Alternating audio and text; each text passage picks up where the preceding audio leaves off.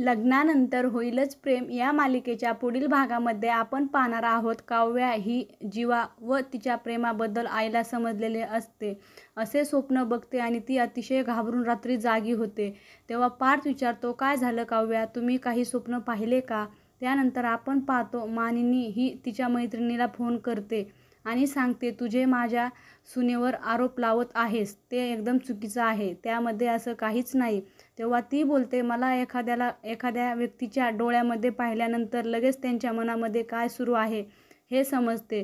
त्यानंतर आपण पाहतो पार्था जीवाला बोलतो, जीवा, काल रात्रीपासून काव्याची तब्येत खराब आहे, मला ऑफिसला देखील जाणे महत्त्वाचे आहे, मला ऑफिसला जायचं आहे. आणि तेव्हा जीवा बोलतो, म्हणजे मी काव्याची काळजी घेण्यासाठी थांबू का? त्यानंतर आपण पाहतो पार्थ हा काव्याची काळजी घेत असतो.